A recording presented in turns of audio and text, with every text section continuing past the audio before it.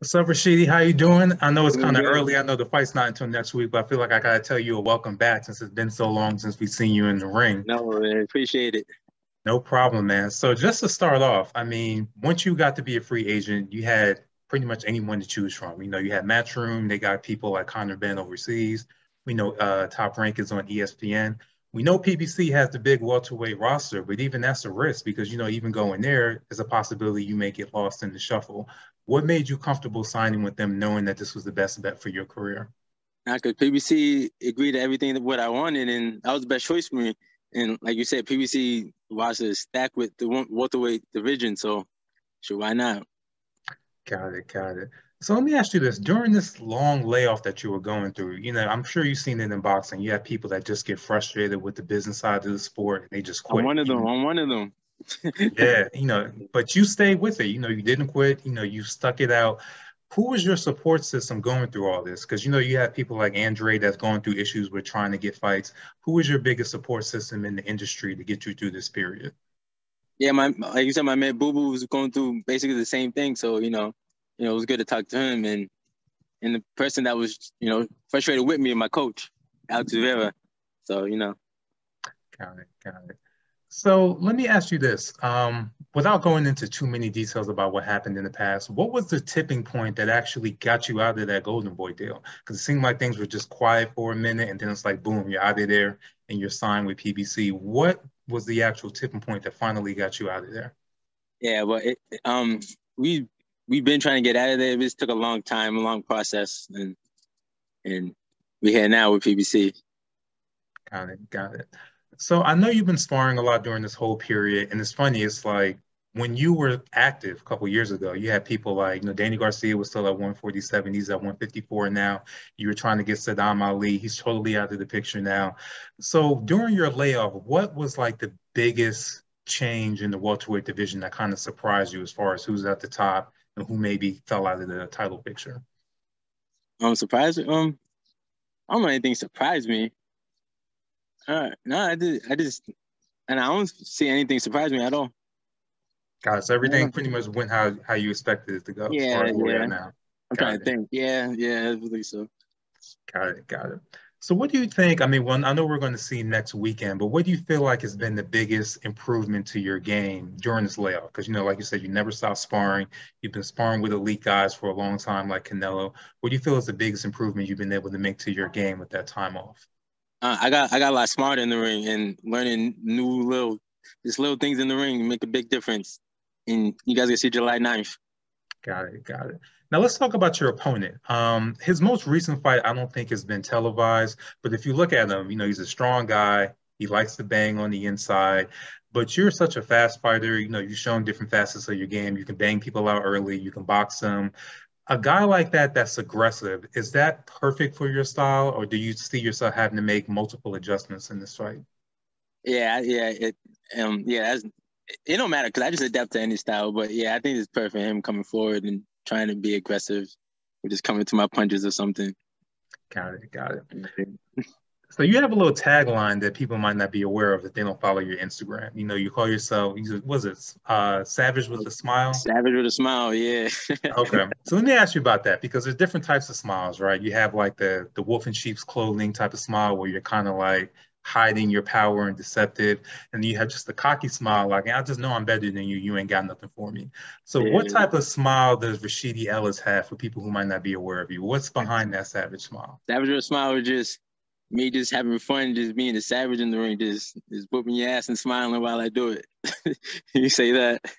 Got it. Got it. So one thing people don't realize about you is that you're born, I believe in, was it Lynn, Massachusetts? Yeah, Lynn, Massachusetts. Yep.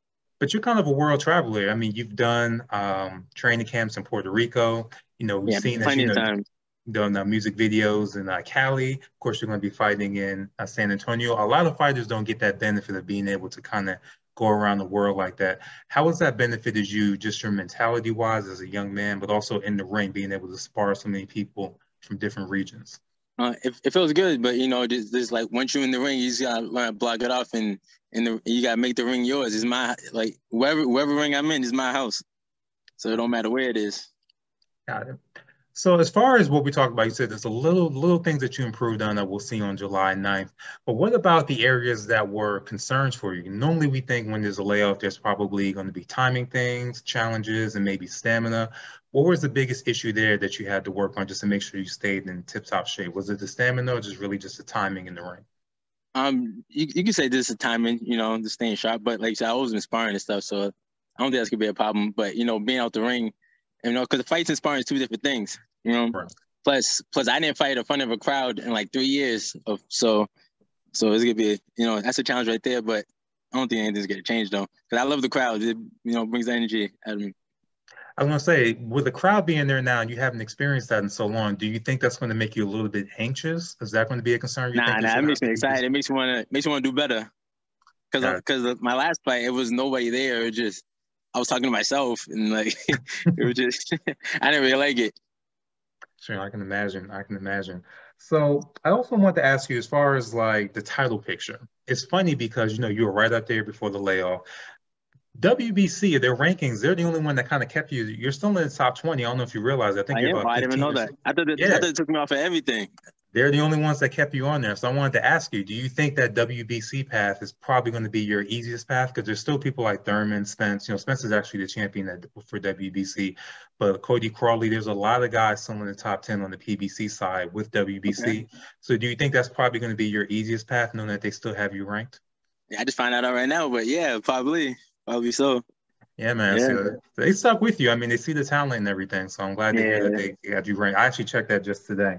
Um, I also wanted to ask you about being that you're with PBC, new brand, started in April. I think the biggest thing that PBC does for fighters is they remind them that you're a business unto yourself. Pretty much whatever you want to do is in your hands, power-wise. So let's say you had a crystal ball, right? I already seen that you're on record stating that you wouldn't mind fighting Jaron Ennis next, if you were Oh able to yeah, it get don't that matter. It fight. don't matter. Anybody. I really But mean that. but let me give you an option. Let's say you could get that fight next, or you could possibly wait, let's say 6 months, maybe mid next year, and potentially if you wait longer, it may be a title on the line there, maybe more money. If you had that option, would you prefer taking it now? Would you be comfortable waiting just to see how things turn out if you can get your profile higher? Yeah, what? Yeah, if it's a title, I'll wait for the title. Why not? Sure. You probably said Absolutely. the same thing. Sure, why not? Yeah, absolutely, absolutely. So let me ask you this. The politics of the sport, even though PBC has so many guys over there, most of the fights get made. Sometimes we get some that just don't get made just for time reasons. We didn't get Spence and Thurman, little things like that. We might not get Thurman and Boots, and that we're talking about that. Every fight can't get made potentially. So any concerns on your end as far as like being able to bust through that just to make sure that fighters like that don't have an option to ignore you? Do you think you'll run into any issues there? I hope not, but I know it's a lot easier because I'm on the PBC side. Golden White really to have that much guys, but I hope I'm not in that position. Sure, I hope they're not scary. Got it. Don't Got be it. scary guys. So one thing I've noticed about you, you've only had one rematch. It's kind of funny, the Eddie Gomez fight. It's kind of funny getting a rematch of a guy you knocked out in just one round. Do you feel like that fight is the best fight that encompasses your skill, or do you think there's another fight that you would show people who've never seen you before to kind of sum up what Speedy Ellis is in the ring? Oh, you mean like this fight? Uh, A fight before, like if someone's never seen you fight before, what is the fight that kind of encapsulates your style perfectly? the Everything Eddie that you can Gomez do in the fight ring. was the other go the both of them was good because the first one just proved that um I got power, because I told you I was gonna knock him out, then I knocked him out first round. Then the second fight just showed that my boxing abilities because I told everybody I was gonna show down. I'm way better than him at everything, showing that that punch wasn't just a lucky punch. Got it. Well, looking forward to seeing you next week, July 9th. The big return has been a year and 8 months. Looking forward to seeing it. I know you'll put on a great performance. Yes, you know that. Thank you, man. Appreciate it. Appreciate you. Have a good one. You too, man. All right.